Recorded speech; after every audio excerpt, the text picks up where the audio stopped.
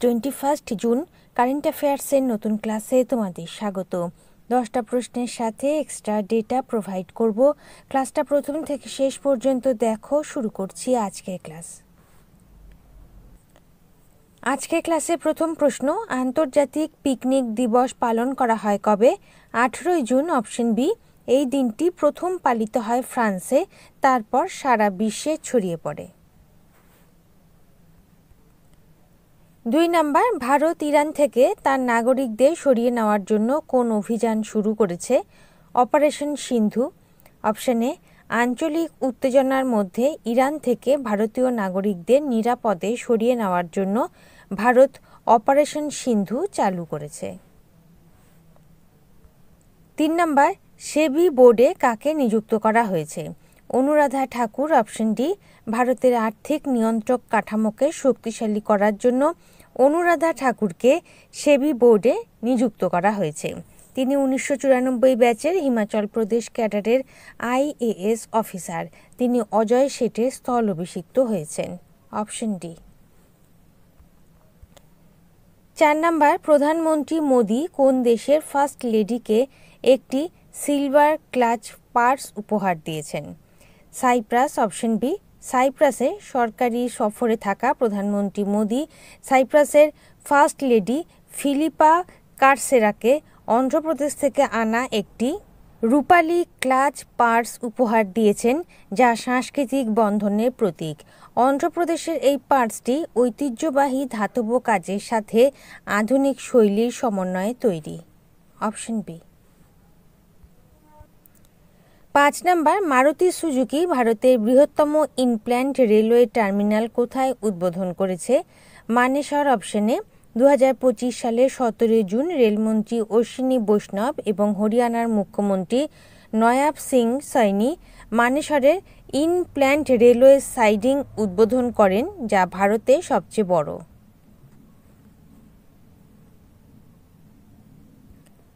6 number, কোন রাজ্য Android ভিত্তিক ভোটিং সিস্টেম বাস্তবায়নের সিদ্ধান্ত নিয়েছে? বিহার। Option B. ভোটদান প্রক্রিয়ায় এক অনন্য পরিবর্তনের লক্ষ্যে বিহার রাজ্য নির্বাচন কমিশন অ্যান্ড্রয়েড ভিত্তিক মোবাইল ব্যবহার করে একটি ভোটিং সিস্টেম চালু করার সিদ্ধান্ত নিয়েছে। ভোটদান প্রক্রিয়ায় এই বৈপ্লবিক পরিবর্তন গ্রহণকারী বিহারই হবে দেশের প্রথম রাজ্য। Option B. বিহারের রাজধানী পাটনা, মুখ্যমন্ত্রী নীতিশ কুমার, রাজ্যপাল Arif Mohammad Khan national park, Valmiki national park. Current affairs দেখে নাও। ডাক বিভাগ AI পরিষেবা চালু করেছে। গ্রামীণ ক্রিকেট লিগ শুরু করেছে বিহার। বিহার বৃহত্তম মধুবনী চিত্রকর্ম এবং বৃহত্তম গানের বাটি সমাবেশের জন্য 2টি গিনেস ওয়ার্ল্ড রেকর্ড স্থাপন করেছে। 7 নাম্বার, ব্যক্তিগত যানবাহনের জন্য চালু করা বার্ষিক ফাস্ট্যাগ পাসের দাম কত? 3000 টাকা। Option B. পাসটি সক্রিয়করণের তারিখ থেকে 1 বছর অথবা 200টি ভ্রমণ পর্যন্ত, যেটি আগে আসে, বৈধ থাকবে। পাসটি কেবলমাত্র অবাণিজ্যিক ব্যক্তিগত যানবাহন যেমন গাড়ি, জিপ এবং ভ্যানের জন্য ডিজাইন করা হয়েছে। 8 নাম্বার, কোন দেশ বিশ্বের 3য় বৃহত্তম অভ্যন্তরীণ বিমান পরিবহন বাজারে পরিণত হয়েছে? ভারত। Option B. বিমান ভ্রমণের চাহিদা বৃদ্ধির ফলে ভারত বিশ্বব্যাপী 3য় বৃহত্তম আভ্যন্তরীণ বিমান পরিবহন বাজার হিসেবে আবির্ভূত হয়েছে। 9 নাম্বার, জল গঙ্গা সংবর্ধন অভিযান কোন রাজ্যে পরিচালিত হচ্ছে? মধ্যপ্রদেশ। Option C. মধ্যপ্রদেশ সরকার জল সংরক্ষণের জন্য জল গঙ্গা সংবর্ধন অভিযান তৈরি করেছে। এটি রাজ্য জুড়ে নদী, জলের উৎস এবং জলাভূমিগুলিকে পুনরুজ্জীবিত করার লক্ষ্যে কাজ করে। Option C. মধ্যপ্রদেশের রাজধানী ভোপাল, মুখ্যমন্ত্রী মোহন যাদব, রাজ্যপাল মঙ্গুভাই ছগনভাই প্যাটেল, চিফ সেক্রেটারি বীরা রানা স্থাপনা 1 November 1956।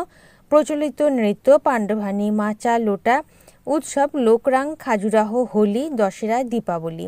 National park Bandhavgarh, Kanha, Satpura, Madhav, Panna, Sanjay, Pench, Van Vihar, fossils national park. Current affairs দেখে নাও। মধ্যপ্রদেশের রেওয়া জেলায় ভারতের প্রথম সাদা বাঘ প্রজনন কেন্দ্র খোলা হবে। সবচেয়ে বেশি সংখ্যক শকুন রয়েছে মধ্যপ্রদেশে। মধ্যপ্রদেশে মাধব জাতীয় উদ্যান ভারতের ৫৮তম ব্যাঘ্র সংরক্ষণাগার হয়েছে। শেষ প্রশ্ন ১০ নম্বর। সম্প্রতি মারা যাওয়া মঙ্গলা ভাট কে ছিলেন? তিনি একজন কত্থক নৃত্যশিল্পী ছিলেন। Option C. মৃত্যুকালে তার বয়স হয়েছিল ৬২ বছর।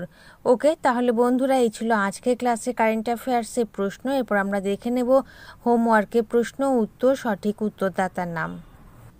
২০ জুন হোমওয়ার্কের ৩টে প্রশ্নে প্রথম প্রশ্ন, কোন দেশ প্রথমবারের মতো ২০২৫ সালের বিশ্ব টেস্ট চ্যাম্পিয়নশিপ জিতেছে? দক্ষিণ আফ্রিকা। দ্বিতীয় প্রশ্ন, ২০২৫ সালের ই স্পোর্টস বিশ্বকাপের জন্য কাকে গ্লোবাল অ্যাম্বাসাডার নিযুক্ত করা হয়েছে? Cristiano Ronaldo. এবং তৃতীয় প্রশ্ন, কোন রাজ্যে ফেনী জিআই ট্যাগ পেয়েছে? এরপর দেখে নাও কোশ্চেন অব দ্য ডে। ৩টে কোশ্চেন। ফার্স্ট কোশ্চেন, বেঙ্গালুরুতে চাণক্য বিশ্ববিদ্যালয় চ্যান্সেলর হিসেবে কে নিযুক্ত হয়েছেন? Second question, Pranati Nayak Asian gymnastic চ্যাম্পিয়নশিপে কোন পদক জিতেছেন? অ্যান্ড থার্ড কোশ্চেন, ১৭তম ভারত মঙ্গোলিয়া যৌথ সামরিক মহড়া নোম্যাডিক এলিফ্যান্ট কোথায় অনুষ্ঠিত হয়েছে? ৩টে প্রশ্নের সঠিক উত্তর তোমরা কমেন্ট সেকশনে জানাবে।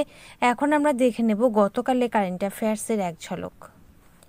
২০ জুন কারেন্ট অ্যাফেয়ার্সের এক ঝলক। প্রথম প্রশ্ন, বিশ্ব কুমির দিবস কবে পালিত হয়? পালিত হয় ১৭ই জুন। Option B. কুমির সংরক্ষণ এবং তাদের পরিবেশগত ভূমিকা সম্পর্কে সচেতনতা বৃদ্ধি করার জন্য ১৭ই জুন বিশ্ব কুমির দিবস পালিত হয়। ২ নম্বর, আইসিসি মহিলা ব্যাটিং র্যাঙ্কিংয়ে কে শীর্ষে? শীর্ষে রয়েছে Smriti Mandhana. Option B. Laura ওলভার্টকে টপকে আইসিসি মহিলা ওয়ানডে ব্যাটিং র্যাঙ্কিংয়ে শীর্ষস্থান দখল করেছেন ভারতীয় ক্রিকেট তারকা স্মৃতি মান্ধানা। ৩ নম্বর, প্রথম হকি ইন্ডিয়া মাস্টার্স কাপ কোথায় আয়োজন করা হবে? Chennai. Option C. Hockey India Masters Cup ২০২৫ ১৮ থেকে ২৭ জুন চেন্নাইতে অনুষ্ঠিত হবে। Option C. ৪ number, Canadian Grand Prix ২০২৫ কে জিতেছেন? জিতেছেন জর্জ রাসেল। অপশনে।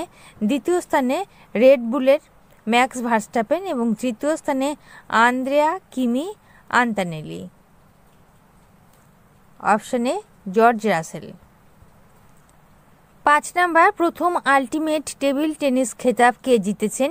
ইউ মুম্বা। Option C. ২০২৫ ফাইনালে জয়পুর প্যাট্রিয়টসকে হারিয়ে প্রথম শিরোপা জিতেছে U Mumba. Option C. ৬ number, ২০২৫ সালে ১৩তম আইসিসি মহিলা ওয়ানডে বিশ্বকাপ কোথায় অনুষ্ঠিত হবে? ভারত ও শ্রীলঙ্কা। Option C. ভারত এবং শ্রীলঙ্কা ২০২৫ সালে ১৩তম আইসিসি মহিলা ওয়ানডে বিশ্বকাপ যৌথভাবে আয়োজন করবে। ৭ নম্বর, কোন বিমান সংস্থা বিশ্বের সবচেয়ে নিরাপদ বিমান সংস্থা হিসেবে স্থান পেয়েছে? Air New Zealand. Option D. ২০২৫ সালের জন্য এয়ার নিউজিল্যান্ড বিশ্বের সবচেয়ে নিরাপদ বিমান সংস্থার খেতাব অর্জন করেছে। দ্বিতীয় স্থানে কোয়ান্টা। Option D. ৮ নম্বর, ভারতের বৃহত্তম গতিশক্তি মাল্টিমডাল কার্গো টার্মিনাল কোথায় উদ্বোধন করা হয়েছে? মানেসর। অপশনে। হরিয়ানার মানেসরে ভারতের বৃহত্তম অটোমোবাইল গতিশক্তি মাল্টি মডেল কার্গো টার্মিনালের উদ্বোধন করেন কেন্দ্রীয় মন্ত্রী অশ্বিনী বৈষ্ণব। ৯ নম্বর, উত্তর কোরিয়ায় ভারতের রাষ্ট্রদূত হিসেবে কাকে নিযুক্ত করা হয়েছে? এলিয়াবতী লংকুমার। Option B.